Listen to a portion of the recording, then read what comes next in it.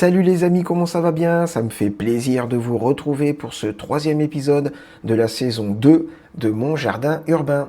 Bon, alors, pour ceux qui prendraient le train en marche, je fais pousser des fruits et des légumes dans mes deux chambres de culture qui se trouvent juste derrière moi, et je fais également des fruits et des légumes sur mon balcon.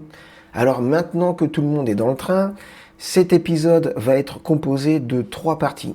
Dans la première partie, je vous montre les deux chambres de culture avant et après en avoir extrait certaines plantes pour les mettre sur mon balcon. Dans la deuxième partie, je vous montre justement le balcon avant et après pour que vous puissiez voir la différence. Et dans la troisième partie, et à mon avis c'est cette partie qui va vous intéresser le plus, je vais vous montrer mes fourmis carnivores. Et vous allez voir, il y a une belle petite surprise. Alors, on va commencer cette première partie avec la chambre numéro 1. Ça, c'est le vivarium pour les fourmis carnivores. Sur la gauche et sur la droite, j'ai gardé quelques petits fraisiers dans des pots blancs en backup. Au milieu, j'ai 4 jardinières de 4 variétés de fraises avec 4 fraisiers par jardinière. Ça, évidemment, ça va aller sur mon balcon. Et bien sûr, le citronnier. Alors lui, il est absolument magnifique. Il a une très belle couleur. En plus, il me reste 3 citrons. Et pour l'instant, lui, je le garde dans la chambre de culture. Maintenant, on va passer sur la chambre numéro 2. Alors, sur la droite, comme vous pouvez le constater, il y a un gigantesque mûrier. Il est vraiment immense. Il me fait des fleurs de partout. Il me fait plein de nouvelles branches. Et il va aller sur le balcon. Sur la gauche, il y a un deuxième mûrier qui est beaucoup plus petit, mais c'est pas pour autant qu'il me fait pas des mûres. Je les ai comptés l'autre jour, il y en avait 27. Alors, je sais pas si elles vont arriver à maturité vu que je vais le mettre sur le balcon, mais en tout cas, il me fait des fruits. Les 2 framboisiers, alors ceux-là, je vais les garder à l'intérieur. Je ne sais pas encore exactement ce que je vais en faire, mais j'ai déjà 4 framboisiers sur le balcon, donc je ne vais pas en rajouter plus. Les plantes carnivores, les 2 Nepenthes et les 2 Drosera, je vais les garder encore un petit peu à l'intérieur pour protéger les plantes contre les insectes. Et au niveau des fraisiers que j'ai mis dans les jardinières, pour les 4 variétés, j'ai pris 2 exemplaires de chaque variété que j'ai mis dans des petits pots blancs pour avoir une espèce de backup. En cas de problème, comme ça, j'ai quand même les 4 variétés à l'intérieur. Enfin, j'ai un backup sur les 4 variétés. Là, vous venez de voir la différence entre avant et après. J'ai mis les 2 mûriers sur le balcon, donc du coup, j'en ai profité pour réorganiser un petit peu la chambre numéro 2. J'ai mis les fraisiers sur la droite, les plantes carnivores au milieu, les framboisiers qui restent au fond, et le clémentinier qui reste bien au chaud pour l'instant. Lui aussi, il va aller dehors, mais c'est pas pour tout de suite maintenant. Il faut que j'attende encore un petit peu.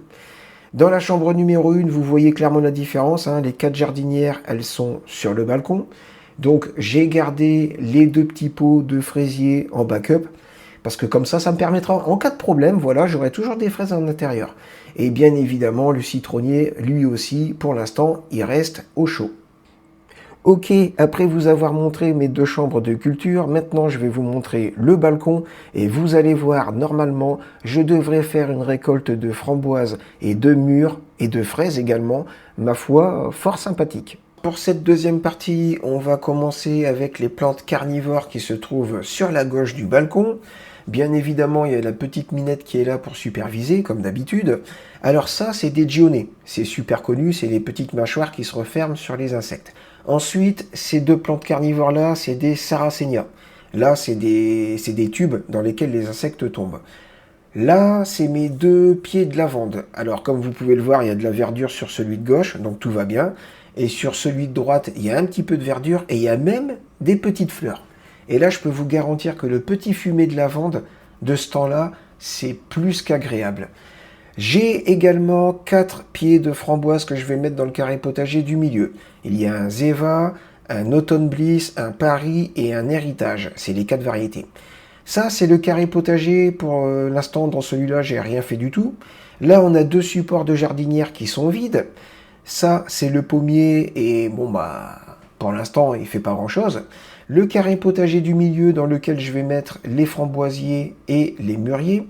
La petite minette, toujours. Et ça, c'est le carré potager sur la droite. Celui-là, je l'ai je l'ai divisé en 2 parties. Et sur la partie droite, j'ai semé des pommes de terre. Je vous invite à aller voir la vidéo précédente. Comme ça, vous saurez combien de pommes de terre j'ai semé exactement. Et ça, c'est les 2 derniers supports de jardinière qui sont vides pour l'instant. Parce que là, comme vous pouvez le constater, j'ai installé mes jardinières de fraises.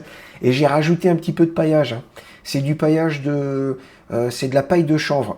C'est pour protéger du froid, conserver un peu l'humidité. Enfin bref, c'est plutôt avantageux de pailler ces fraises. Là, le carré potager du milieu. Alors là, vous voyez clairement la différence, hein. Donc j'ai mis le gigantesque mûrier avec toutes les fleurs. Vous voyez, je l'ai installé sur la partie droite pour qu'il recouvre à peu près toute la façade du balcon et un petit peu la droite aussi.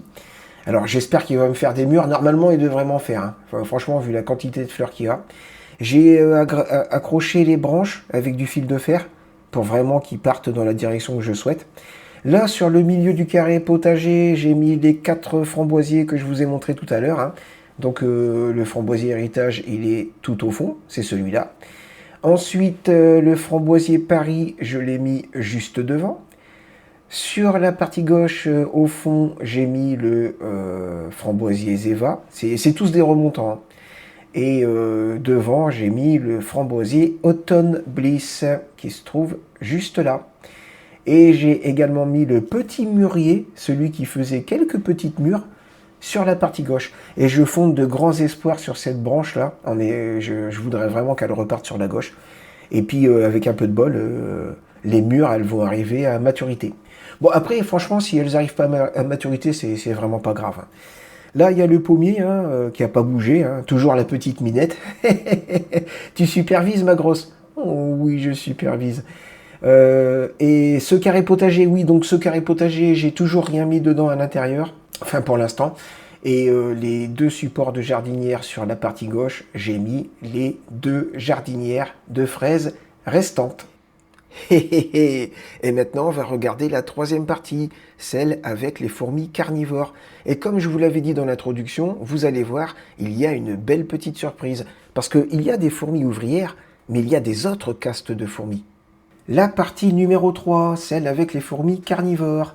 Alors si vous regardez bien, en bas au milieu, vous voyez une petite fourmi qui essaye de bouger un débris. Et là, je vais lui mettre un cadavre d'araignée. Intéressant. Ah, au secours, j'ai peur. Vous avez vu, la fourmi, elle s'est sauvée sous un débris parce qu'elle a pensé que l'araignée était toujours vivante. Heureusement, elle est téméraire, elle sort de sa cachette et elle vient voir un petit peu ce qui se passe. Alors, je vais vous la faire simple. J'ai 52 minutes de prise de vue. Donc, je vais vous mettre tout ça en vitesse x30. Hein, je pense que ce sera mieux. Au début, on peut voir que les fourmis calculent pas trop le cadavre de l'araignée, jusqu'à ce qu'il y ait cette petite fourmi là qui vienne voir. Et à partir de là, les choses vont commencer à s'énerver un petit peu. Il va y avoir plusieurs fourmis qui vont venir essayer de tirer le cadavre de l'araignée. Il va y avoir de plus en plus de fourmis. Elles vont s'énerver de plus en plus. Elles vont essayer de tirer de plus en plus. Jusqu'à un moment où elles vont galérer un petit peu à cause des débris végétaux.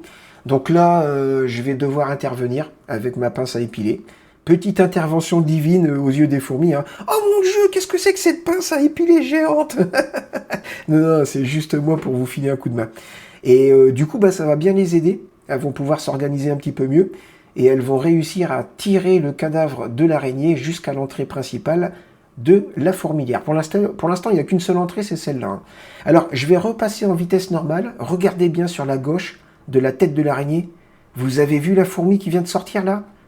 Regardez, elle est 2 fois plus grosse que les autres, à peu près, quoi. Et sa tête est, je dirais, 3 à 4 fois plus grosse. Et ben ça, mes amis, c'est une fourmi soldat. C'est une autre caste que les fourmis ouvrières. Et je m'y attendais, mais alors pas du tout. Je suis repassé en vitesse x30, et maintenant, ça va se jouer au niveau du thorax de l'araignée. Regardez la fourmi qui mord, là. Il y a une goutte qui est en train de sortir au niveau de la morsure, c'est du jus d'araignée.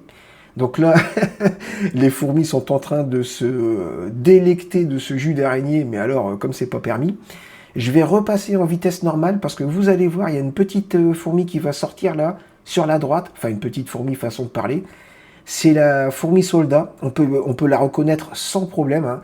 On voit clairement la différence de taille entre sa tête et la tête de la fourmi qui se trouve juste sur sa gauche et qui est elle aussi en train de boire dans la même goutte de jus d'araignée. Et voilà les amis, c'est la fin de cette vidéo. J'espère qu'elle vous a plu. En tout cas, moi, ça m'a fait plaisir de vous retrouver. Je vais me déguster une petite fraise pour la conclusion, que je vais aller chercher avec mes petits ciseaux de ce pas. Oh, comment ça va ma petite puce? Oui, t'es belle. Hop, tac, regarde, c'est quoi ça? C'est quoi ça? Eh ben ça c'est pour moi ça. Mmh. Vous pouvez pas imaginer à quel point elle est délicieuse. Sur ce les amis, moi je vous souhaite une bonne fin de journée, une bonne fin de semaine. Je vous dis ciao et à la prochaine.